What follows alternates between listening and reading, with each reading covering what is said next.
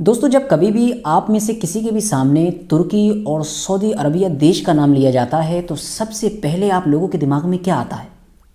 वो चीज़ जो सबसे पहले आप लोगों के दिमाग में इन दोनों देशों का नाम सुनने के बाद आती है वो क्या होती है? जाहिर है, दो कट्टर दुश्मन। क्योंकि ये बात तो पूरी दुनिया जानती है कि ये दोनों देश आपस में बहुत ख़तरनाक दुश्मन हैं। इतने ख़तरनाक दुश्मन कि एक दूसरे से मिलना तो दूर बल्कि एक दूसरे का नाम सुनना भी पसंद नहीं करते हैं।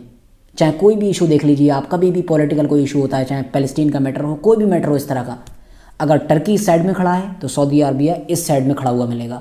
अगर सऊदी अरबिया इस साइड में खड़ा है तो टर्की इस साइड में मिलेगा। यानी कभी भी एक साथ एक जगह पर खड़े नहीं होते। क्यों? क्योंकि दुश्मनी है। और ये दुश्मनी आज से नहीं है, बहुत पुरानी है, बल्कि कह सकते हैं एक सदी पुरानी है।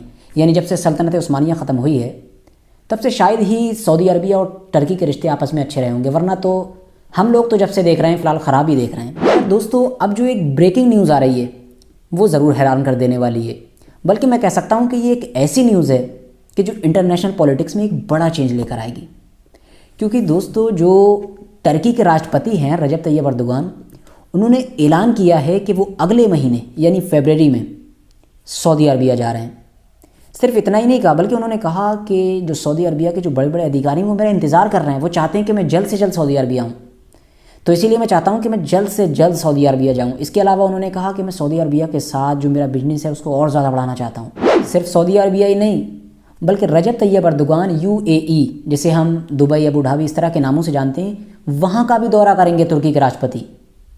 और जाहिर है कि UAE भी एक ऐसा ही देश है कि जिसके रिश्ते टर्की के साथ बिल्कुल वैसे ही रहते हैं जैसे सऊदी अरबिया के रहते हैं। तो ये बात क्लियर है कि रजब तैयब अर्दोगान के इस दौरे के साथ मिडिल ईस्ट में बहुत बड़ा चेंज आने वाला है। क्योंकि जाहिर है वो दुश्मनी तो नहीं रहेगी जो पहले रहा करती थी। मगर सवाल ये है कि आखिर इतना बड़ा चेंज आया कैसे?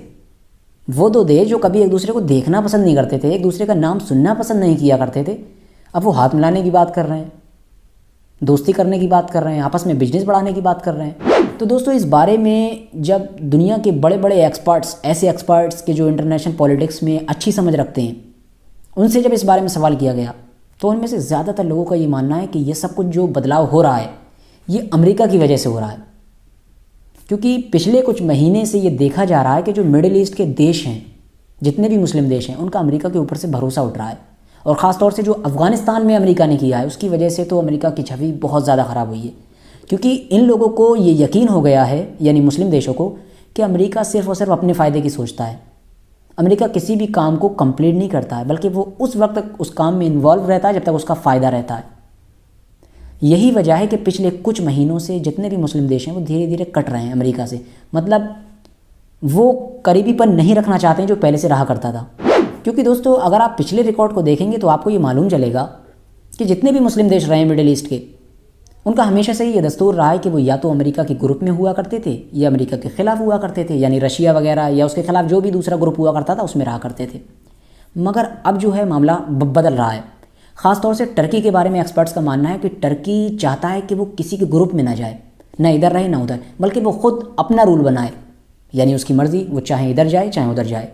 और यही वजह है कि अभी कुछ वक्त पहले ही जब टर्की ने अमेरिका से कुछ ख़ास हथियार मांगे, यानी कुछ ख़ास हथियारों को ख़रीदने की कोशिश की, तो अमेरिका ने मना कर दिया। तो टर्की ने पता है क्या किया? टर्की ने ऐसा नहीं कि उससे कोई गुजारिश की, बल्कि उसने उसे छोड़कर रशिया से और ख़तरनाक हथियार ख़रीद लिए। हालांकि उसके बाद बहुत ड्रामा हुआ। अमेरिका ने धमकी दी, बैन लगाने की धमकी दी, ये कर देंगे वो कर देंगे, मगर उसने कुछ नहीं सुना और शायद बैन लगाया भी, मगर उसके बावजूद भी वो आज़ाद रहा। तो कहीं ना कहीं ये जो तेवर दिख रहे हैं अमेरिका के ख़िलाफ़, वो इस चीज़ को दिखाते हैं कि अब जो मिडिल ईस्ट की कंट्रीज़ हैं वो अमेरिका से कन्नी काट रही हैं। ख़ासतौर से जब से बाइडन आए हैं सरकार में, जब से तो बहुत कुछ बदलाव हो रहा है। उनका जो फोकस है वो ज़्यादातर चाइना पर जाने लगा है, बाकी पूरी दुनिया को उन्होंने नज़रअंदाज करना शुरू कर दिया है। फ़िलहाल दोस्तों, जो रजब तैयब अर्दोगान दौरा कर रहे हैं उसकी अरब मीडिया में बहुत ज़्यादा चर्चा हो रही है और इसे बहुत उछाल के पेश किया जा रहा है। देखना ये है कि क्या होता है। और बाकी ज़ाहिर है ये मुस्लिम दुनिया के लिए एक उम्मीद की किरण है, क्योंकि जब दो ऐसे मुस्लिम देश जो बहुत ज़्यादा ताकतवर माने जाते हैं और सबसे बड़ा रोल अदा करते हैं वो एक हो जाएंगे, आपस में दोस्ती करेंगे, तो बाकी के जो छोटे छोटे मुस्लिम देश हैं वो तो ऑटोमेटिकली आपस में जुड़ जाएंगे, उनमें इत्तेहाद हो जाएगा। तो देखते हैं फ़िलहाल क्या होता है। आज की वीडियो को यहीं पर ख़त्म करते हैं।